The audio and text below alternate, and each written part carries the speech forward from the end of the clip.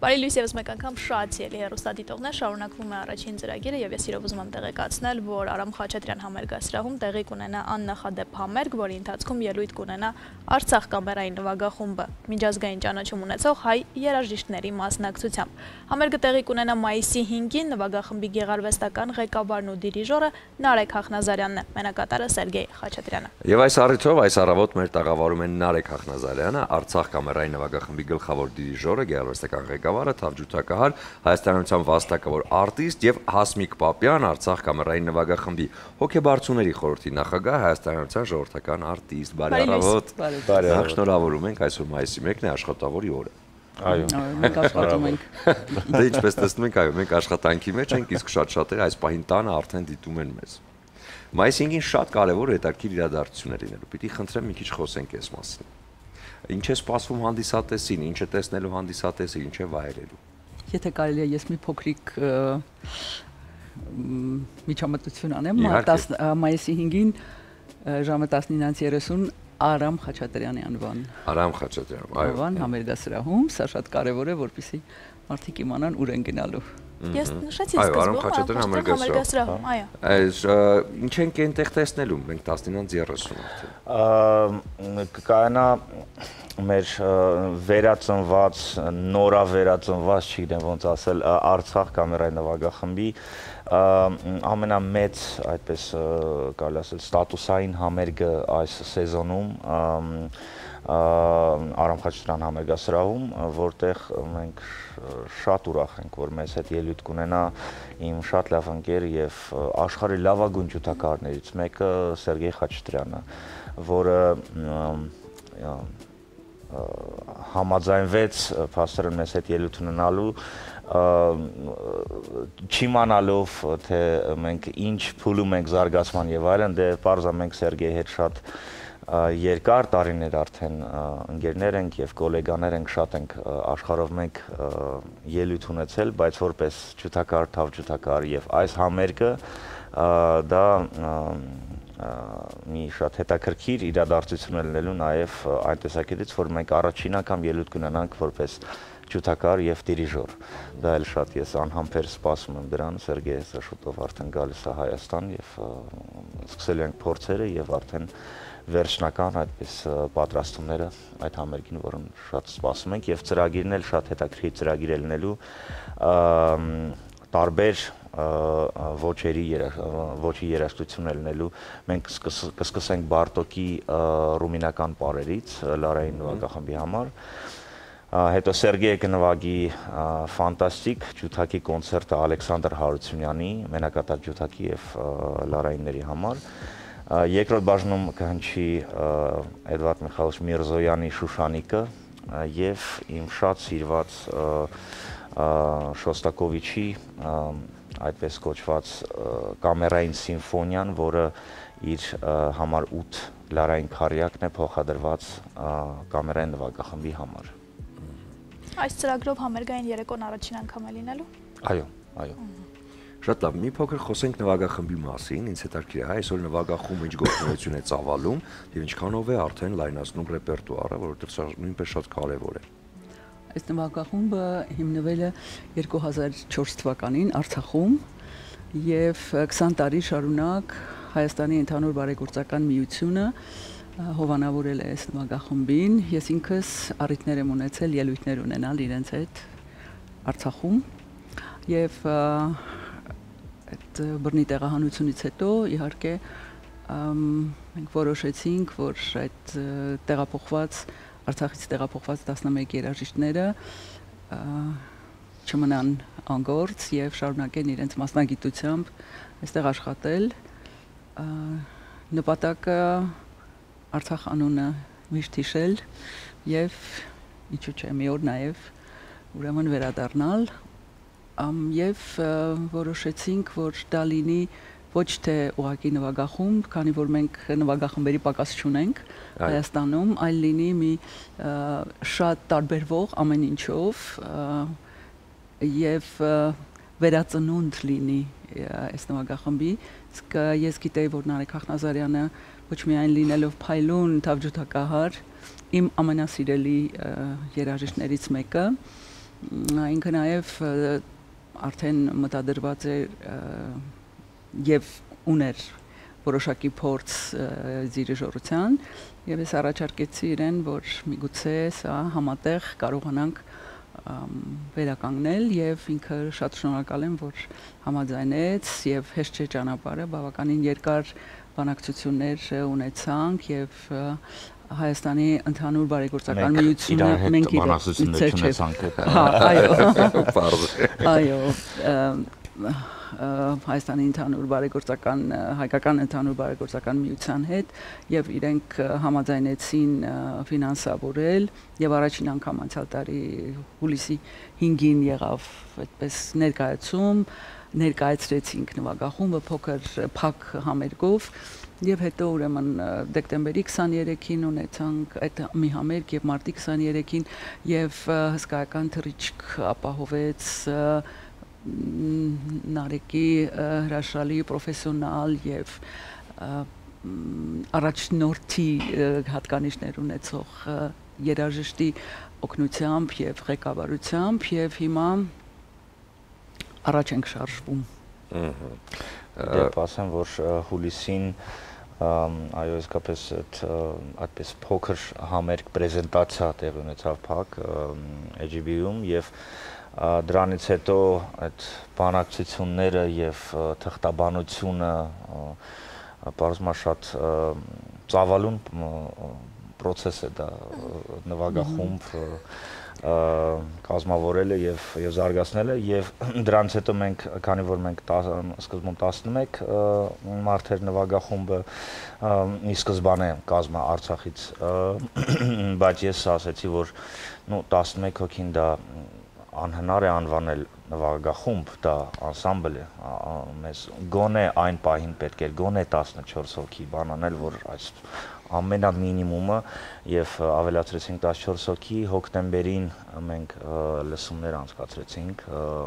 առաջին փուլը լսումների կարելի ասել որտեղ մոտ 40 երաժիշտ ցանկություն հայտնեցին բայց դե ցավոք ֆինանսական պատճառներով սահմաններով չեն կարող բոլորը ընդունել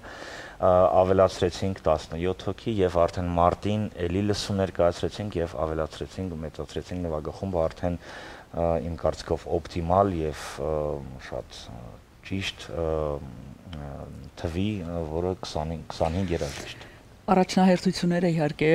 տրվում են արցախցիներին։ Եվ սա միանշանակ, բայց մենք գիտենք, որ Արցախում դասական երաժշտությունը այդքան մեծ հնարավորություններ չուներ, ջութակ, թավջութակ, կոնտրաբաս եւ այլն, բայց հիմա հույս ունենք, որ իրենք նաև կներգրավեն մեր կրթական ուրեմն կառուցվածքի մեջ եւ կկարողանան արագ վերականգնվել եւ հաջողությունների հասնել եւ ինչու՞ չէ ընդգրկվել մեր նվագախումբը։ Նշեցիք կամերային, այսինքն նշվում է պես, հա, Արցախ կամերային նվագախումբը։ Սկզբից 11 հոգի, հիմա գնալով դարձան 25։ Միգուցե այսպես ընդլայնենք սահմանները եւ կամերային բառը հանենք եւ արդեն դառնա Արցախ նվագախումբ ամբողջական սաստավով, ինչպես ասում։ Ինչու ոչ, միշտ նպատակները պետք է բարձր լինեն, մեծ լինեն, ես սիրում եմ համ կամերային նվագախմբի ռեպերտուարը, բայց սիմֆոնիկ նվագախմբի ռեպերտուարը տասնապատիկ, եթե ոչ 100 պատիկ ավելի մեծ է եւ շատ հանճարեղ ստեղծագործություններ կան եւ եթե մենք տեխնիկապես խոսանք մեր նվագախումբը կամերայինը դա մենք հիմա ավելացնում ենք, բայց մեր նվագախումբը կոչվում է Արցախ նվագախումբ։ Դրա համար այդ հնարավորությունը կա լինի Ես համոզված եմ, որ այդպես է լինելու է, որովհետև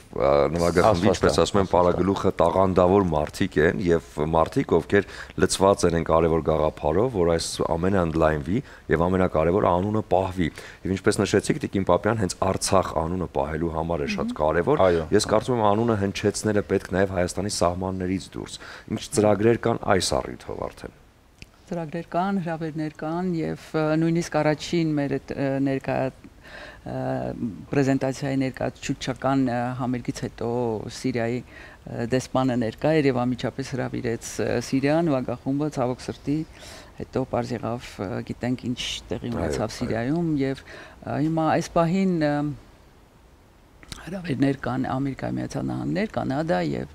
Ֆրանսիա եւ մնացածը Նարեկը կասի։ Իդեպ, հա, Կանադա հրավեր կար արդեն աշնանը, այս աշնանը, բայց մեղքը իմ վրա ես պետք է վերցնեմ, եւ տենց էլ կա,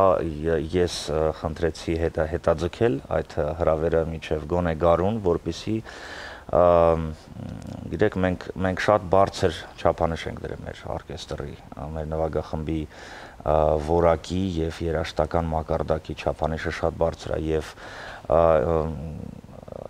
ինձ հարկավոր է ավելի շատ, մեզ հարկավոր է ավելի շատ ժամանակ, որպեսզի այդ չափանիշին հասնենք։ Մենք արդեն շատ բարձր մակարդակի եւ ես համոզված եմ կնդիրեմ այսի 5-ին կհամոզվի եւ կվայելի, բայց գիտեք հայերի մոտ, հայ անհատ երաժիշտների, կոլեկտիվների, դասական, ոչ դասական, հա ընդհանրապես մեր ժողովրդի մոտ շատ ինչ-որ արդեն տարածված է, որ մենք գնում ենք հյուրախաղերի, ասենք թե Հայաստանից Ռուսաստան, չգիտեմ, Ամերիկա, Ֆրանսիա եւ այլն, հայը հայերի համար նվագում է այնտեղ շլացուցիչ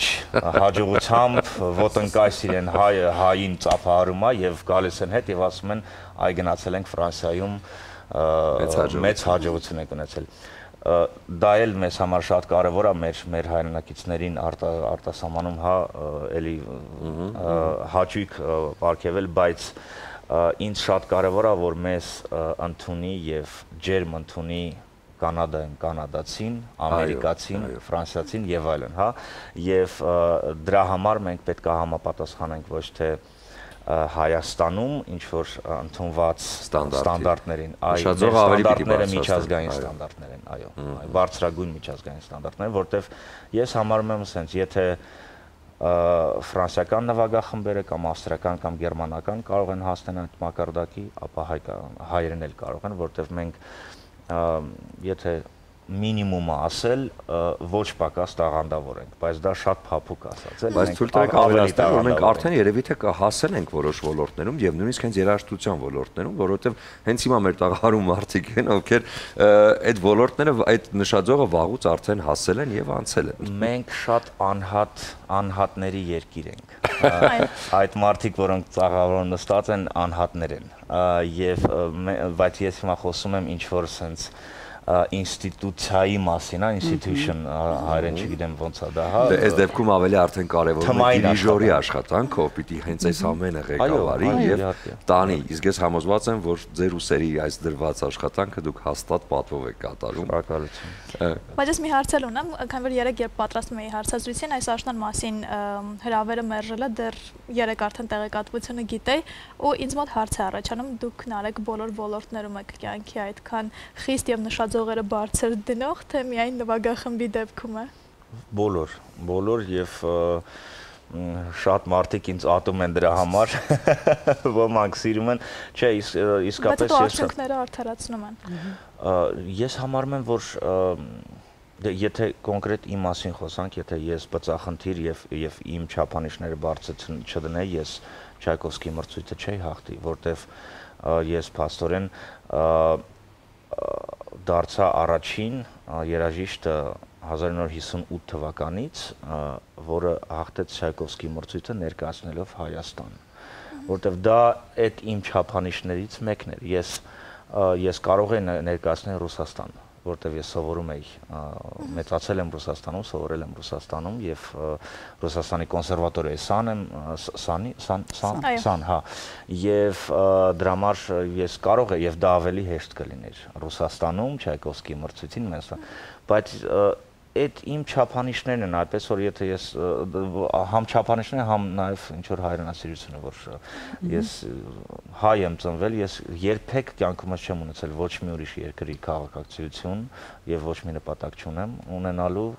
դեռ համենայնպես եւ հապասորեն ներկայացրեցի Հայաստանը լավագույնը չունենալով ոչ մի ինչ որ աջակցություն մրցույթում, հա, ես ինքս գնացի դրա համար դա խոսում է բարձր ինչ որ պլանկայի մասին եւ ամբիցիաների եւ այդ նույն ամբիցիաները ես փորձում եմ ոգեշնչել եւ վերածել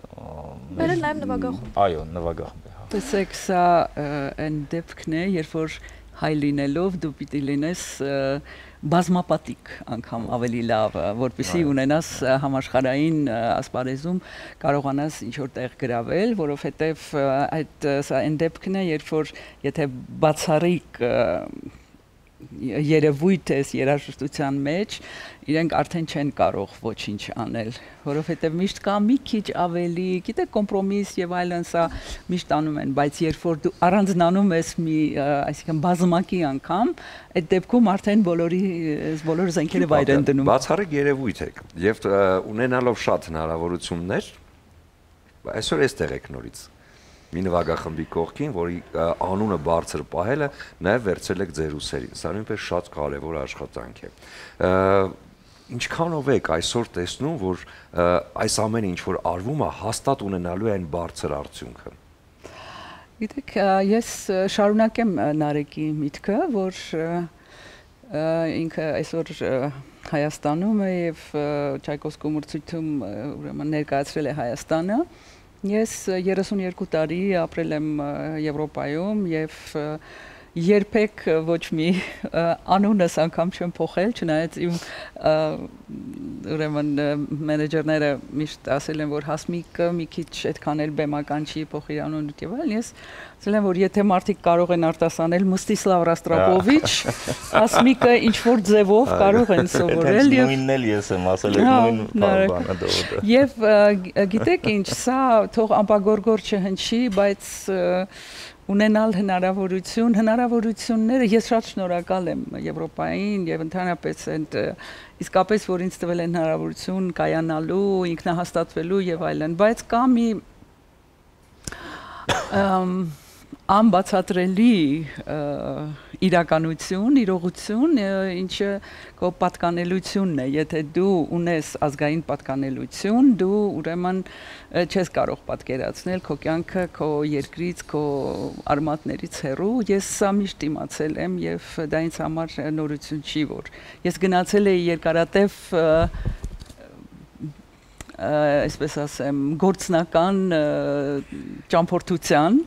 Իմ ճամփորդությունը ավարտվեց, ես հիմա Հայաստանում եմ։ Ես փորձում եմ ուղղակի նախ արդարացնել իմ այստեղ լինելը, ես ինչի համար եմ այստեղ եւ եթե կարող եմ ինչ որ ոլորտում ինչ որ բան անել,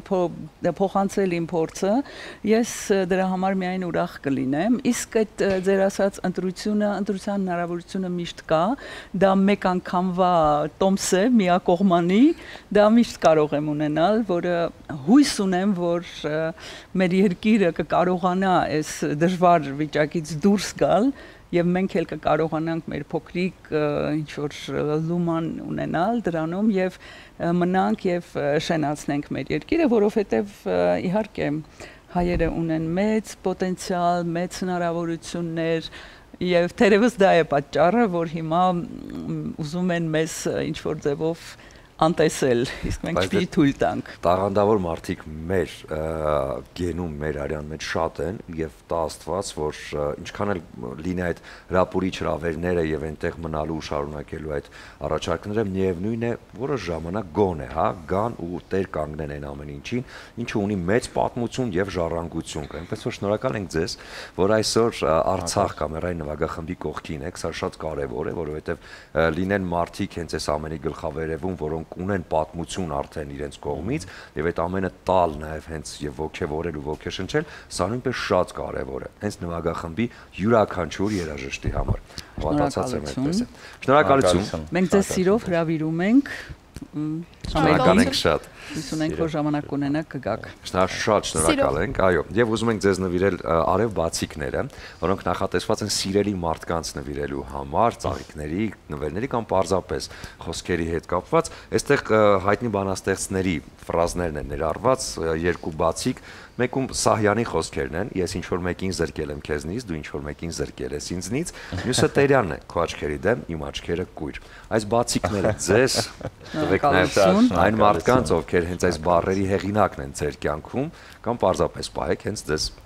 Շնորհակալ ենք ձեզ։ Շնորհակալություն։ Շնորհակալություն։ Կլինիկ Արճատև դադար մեր եթերում, որից հետո կվերադառնանք եւ կշարունակենք։